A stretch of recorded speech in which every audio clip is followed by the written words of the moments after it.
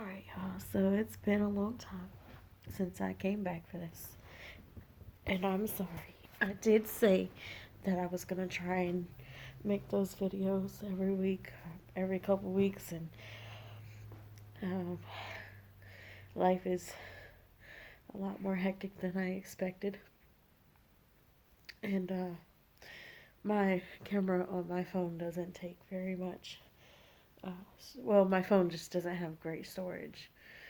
So, my other phone, I'm using my daughter's play phone right now to record. So, this should be fun. My kids are at school, so I have time to make this quietly. I tried making it a couple times and it just didn't work out. To catch everybody up on this pregnancy, the baby is wonderful. The baby is doing just fine. Yes, it is a girl. She is quite the little mover. She moves all day, every day when I'm sitting still.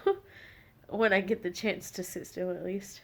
While I'm working and moving around, I can feel her sometimes, but it's mostly when I sit still that I actually feel her moving. Um,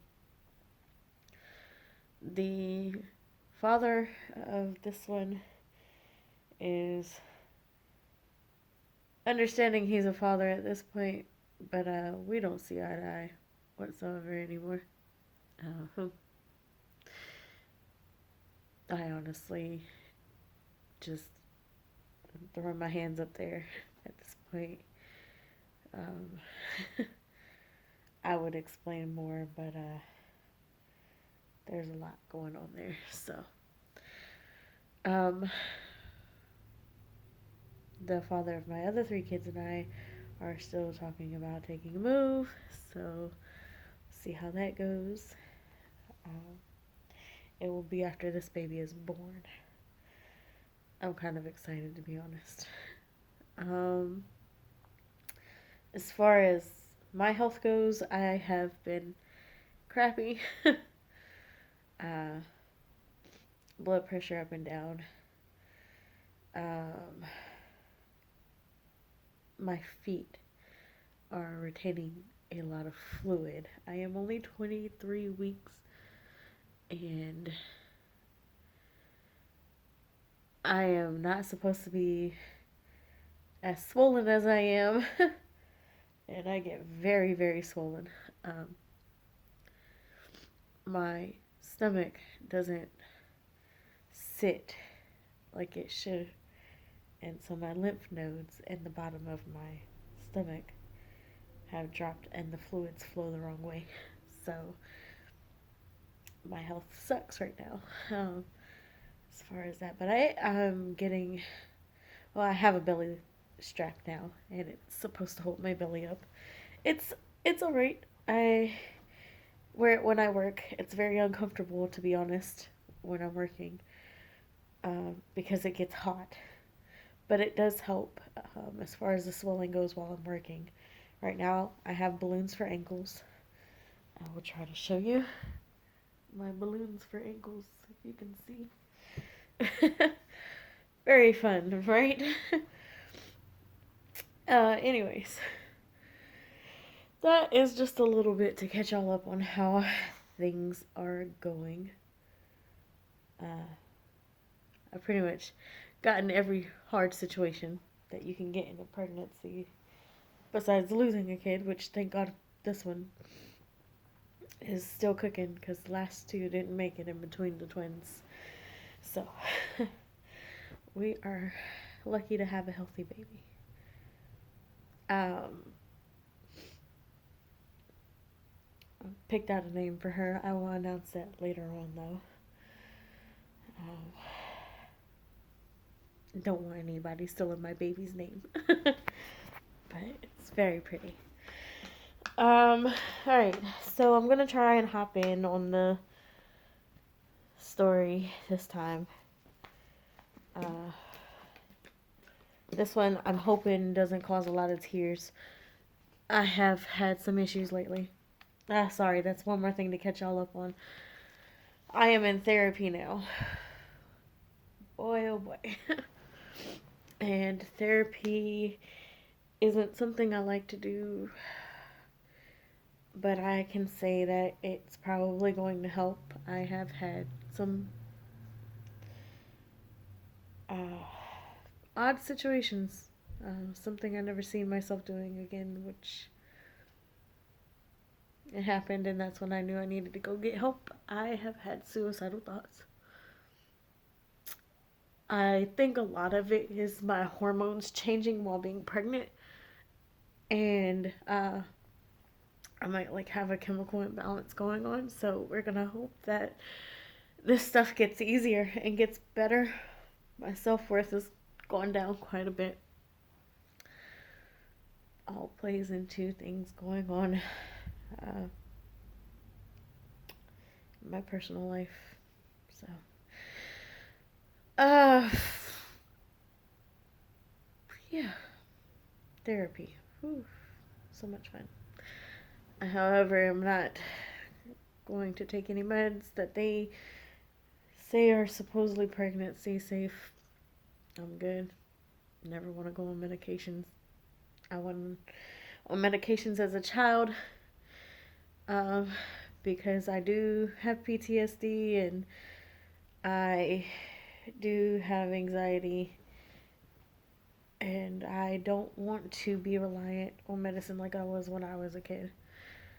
Uh, Getting to the point that I couldn't control myself without it. So I'm good. I'll get better eventually. So, anyways, let's see. This story. This story is about um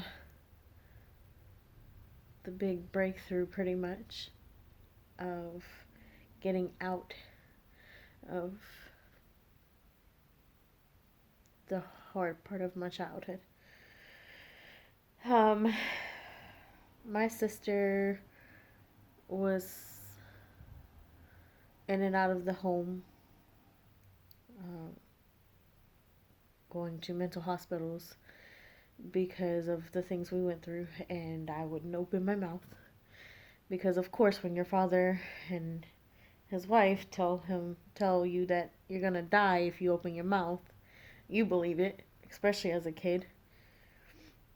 So I always thought that when my sister was going to come back home, they would kill her. And uh,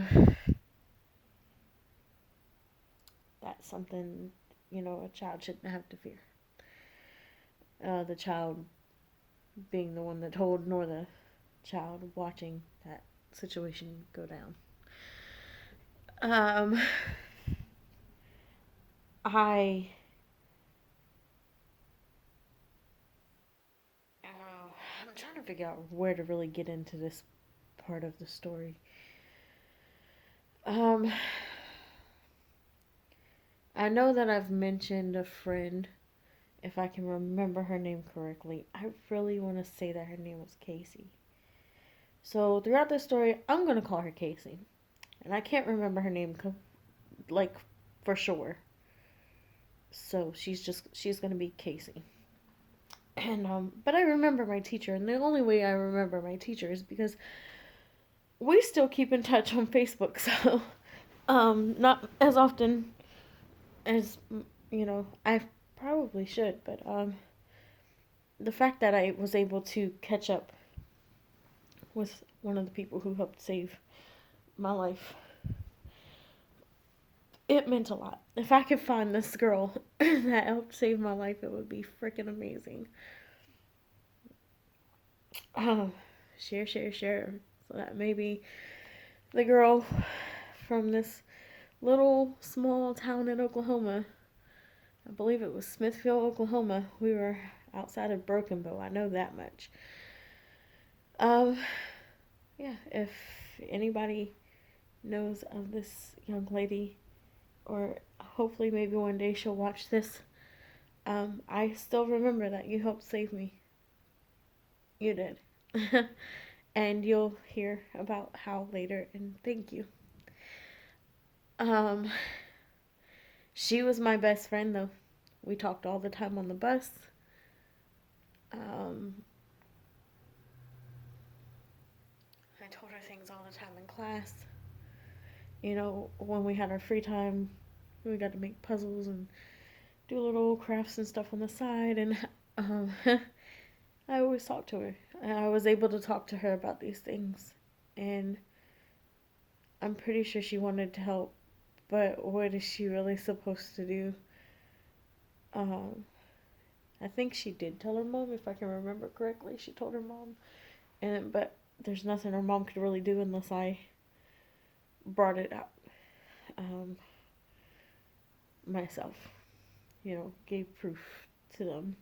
So I don't know, you know, what exactly happened there, but I know that we had discussed at one point that if I ever needed somewhere to go, I would go to her house, um, running away in the night. And lo and behold, the situation almost happened. Um, I'll jump into that story. That'll be a good way to start. My sister was already gone into a mental hospital at this point, and I don't think she was coming back anymore. And my dad used to travel when my grandparents would get sick, or my great grandparents would get sick. He would travel back to the city to, help out there, even though I'm pretty sure he wasn't that big of a help. My dad's a little different. But that's what I was told, at least. I don't know if that's what was really going down, but that's what I was told. So, I would get stuck there with Paula, my stepmom. And she was, of course, the worst one of the two. And, uh, I can't exactly remember what I did wrong. And I probably really didn't even do anything wrong. It may have been like a chore I didn't do the way she wanted or something. I can't remember. That's the one small detail I don't remember is what I did. And I know it has something to do with cleaning. I just can't remember what. Um but my punishment was standing on my tippy toes with my arms in the air. That punishment is always the worst punishment. Well, being hit was pretty bad too, but that punishment hurt really bad because we would do it for hours, and she had me standing at the end of her bed. And if I dropped off my tippy toes, she had the long stick, the one, I think I've explained it before. I believe it was an old loofah stick, very thick, almost like a thick broom handle. And she was hitting me in the stomach with that if I would come off of my tippy toes even a little, or if my arms dropped, she'd hit me in my stomach. So I got hit quite a bit that night, but it's hard because standing for hours on your tippy toes with your arms in there, it's not easy. And so I was doing that for hours, getting hit for hours, and finally she looked like she was falling asleep. And I can even remember the movie that was playing. That's the weird thing is I can't remember what chore I got in trouble for, but I can remember the movie that was playing. It's Black Knight with Martin Lawrence, I believe, in it. I know the movie was Black Knight though. It's a comedy. And that movie was playing. She was falling asleep. All the dogs were on the bed with her. And in my mind, I'm thinking, all right, this is it. I'm running. I'm going to get out of here. And this is the winter time. So it's cold and I didn't care. Um, I had shorts and a t-shirt on. And I thought, all right, my plan was to run to my room, which was at the other end of the house, right there by the front door, grab a pair of shoes, and get out. So as soon as I thought she was asleep, I dropped and I started running. um, she got up pretty quick. and she came after me, and I realized I made a mistake about my plan, so I just ran for the door. I didn't run from my room to get shoes, I ran for the door. I closed the gate so the dogs wouldn't get out, and I kept running. She came out the door yelling behind me, cursing at me, of course, wanted me to come back. I wasn't going back though. And so I'm running down dirt paths because that's pretty much what all of our roads were, except the main roads that started leading into, the bigger cities. All the roads that we lived back on were dirt roads. So I'm running down dirt, rocky roads with no shoes on and shorts and a t-shirt. It's freezing, and my only thought was get to Casey's house. So I'm passing by other kids' houses. Like, I was like close to one of the last kids to get off the bus. So I knew where all the kids stayed, but I only trusted Casey because she was the one person I shared everything with and knew what I was going through. And so I got to a point where I could walk. I felt like I was safe enough to walk. And I remember getting on not a main road, but one of the longer roads. And um, this car was passing by me, two guys. I really think that they were trying to help, but I was already scared and I didn't want to end up in a worse situation than what I've already been in. So I had sense enough to not get in the car with them. They stopped and they asked me, was I okay? Could they help me get anywhere? And I said, no, I'm fine. And they said, are you sure? Like, what's going on? And I said, no, I'm fine. I just got to get to where I'm going. And I kept going. I think I'm around 8 years old at this point, okay? I'm real little. I was a very small 8-year-old. Um, so I kept walking, and I kept hearing animal noises. We lived in the country. Of course, I was a little bit nervous because of that. And I got tired, and my feet were killing me because, of course, I'm walking on a dirt road. So my feet were killing me. And I decided, all right, I've got long brown hair. And so I thought I could hide in the woods and not be seen. I just kind of blend in with everything. So I went off the side of the road just a little, enough to still be able to see the road. And I flipped my hair over my knees, thinking that would help me blend in. I don't know how long I was sitting there. It felt like a long time. And then I seen Paula's parents' van pass by. Now I'm gonna call them my grandparents in this story, just to make it a bit easier.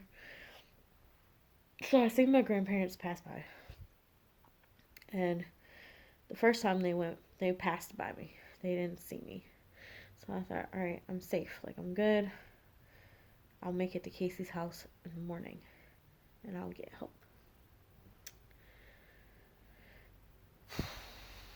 What in my mind felt like forever, but probably could have been about 20 minutes. They passed back by, and they started to pass by, and then they came back. They seen me.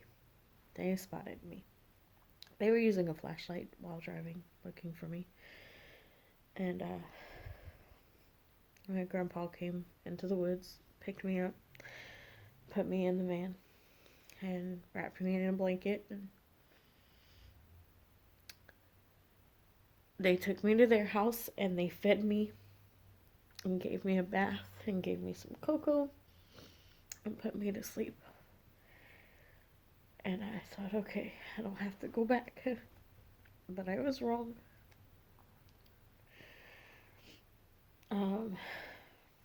She sent me up the hill with medicine for Paula. Paula was supposedly real sick. I knew that wasn't the case. I took the longer path home. There were two paths to our house, and I took the longer one home. And I knew I was in big trouble when I got there. So I get there, and she tells me to take my clothes off.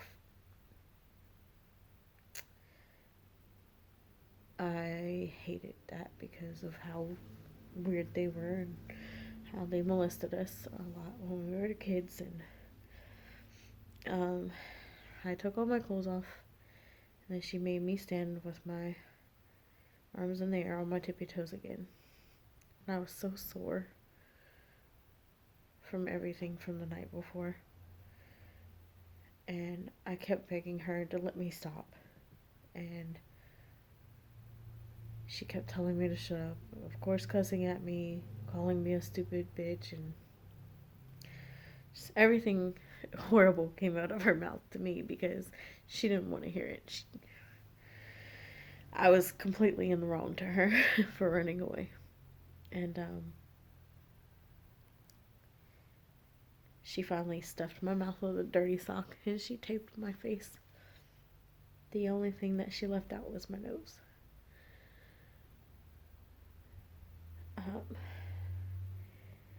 So I was somewhat crying through the tape. And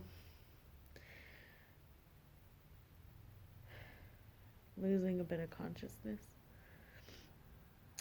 And finally, after what felt like hours, she let me stop.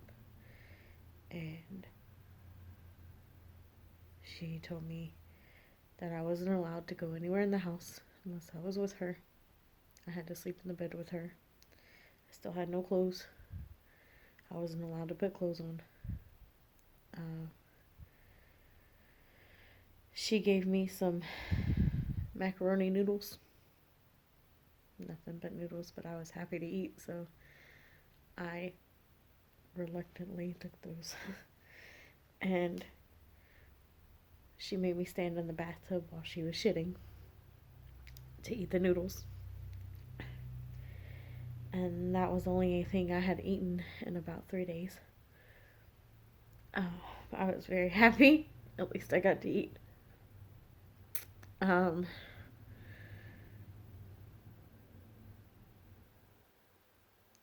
were still a lot of hits and a lot of touching and things that just didn't make this situation any easier. And then my dad got home and she told my dad that I ran away. And he beat my ass pretty bad. I don't know how much more I could have took that weekend. And of course, when we got in trouble, we had to wear holy clothes to school, the ones from the shed. And so they sent me to school in some raggedy clothes. And my friend Casey knew I was in trouble because of that. And so she was talking to me and she wanted to know what was going on.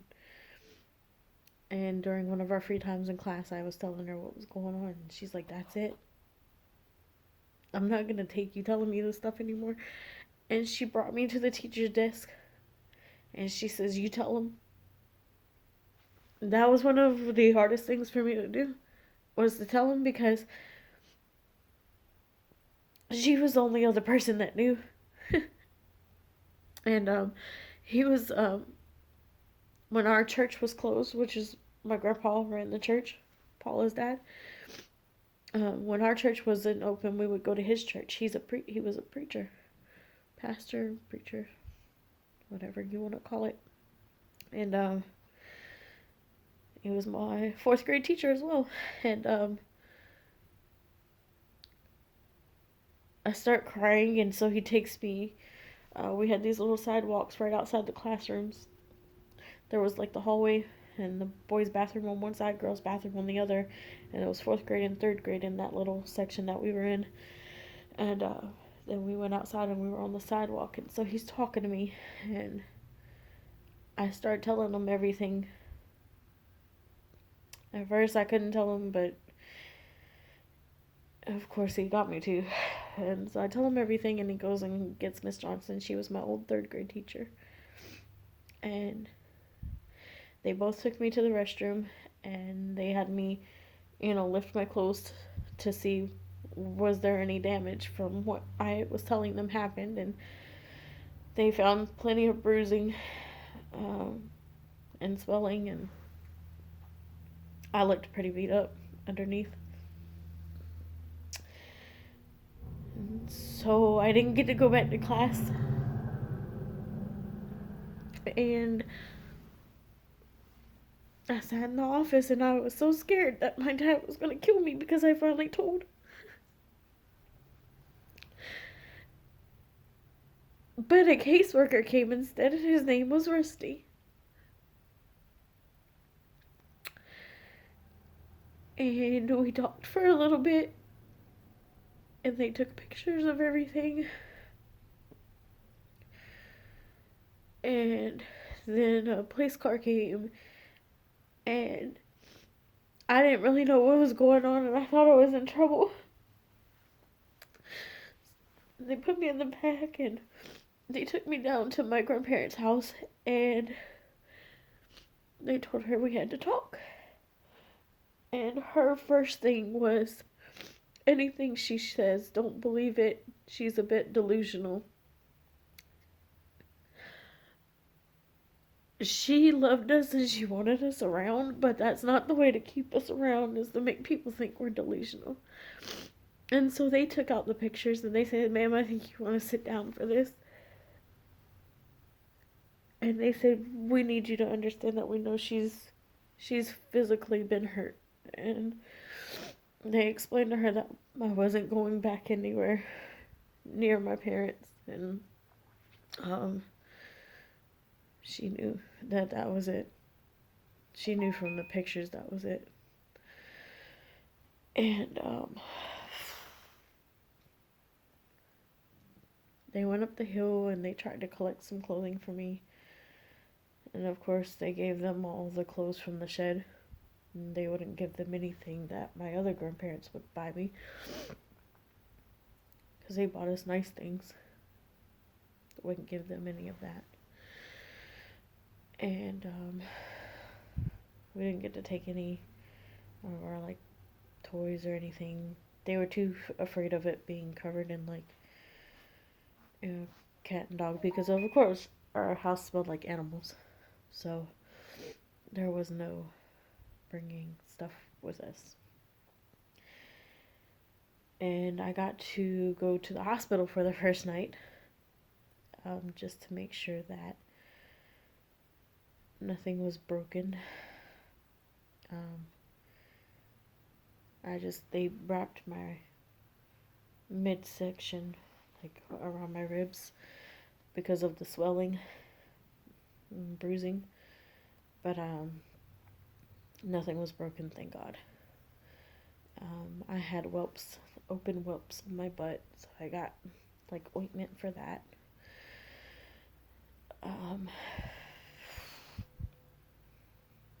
I still have scars to this day on my butt that, don't go away. I'm pretty sure if I look at my stomach, I've got a few too, but I don't really look. I don't, not brave enough. So yeah, after that night in the hospital, my next week was spent in a group home. And they took pretty good care of me. I was the only kid in the group home until the last couple days. A few more kids came in.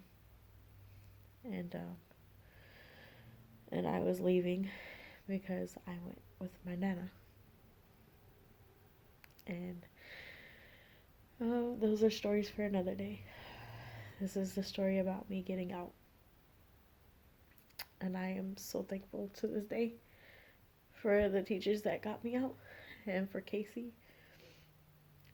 And I could never be happier that somebody was willing to save a child from something like that.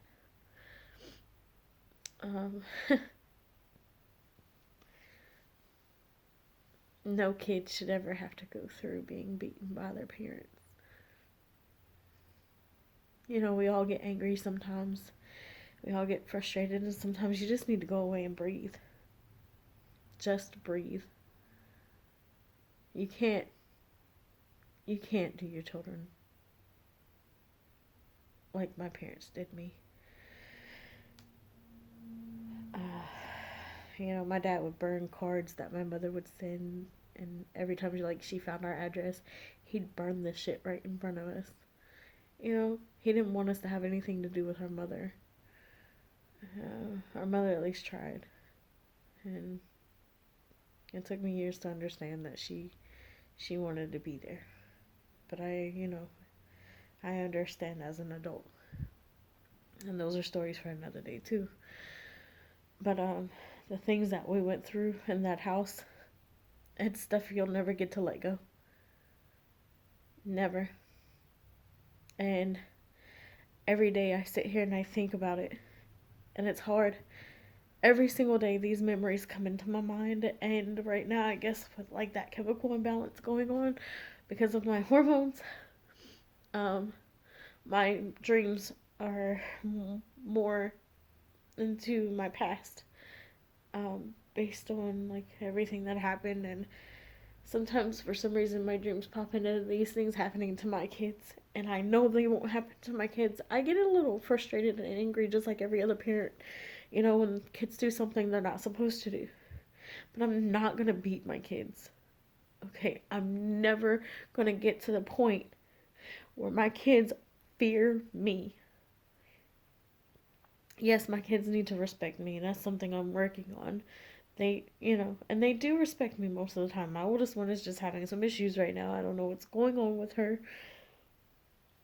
I need some tips, to be quite honest. She's 8 and she thinks she's 15. And she's something. I love her to death, though. Just we're going through a learning curve together as far as her attitudes and mood swings, and learning how to cope with our anger towards certain things going on around us.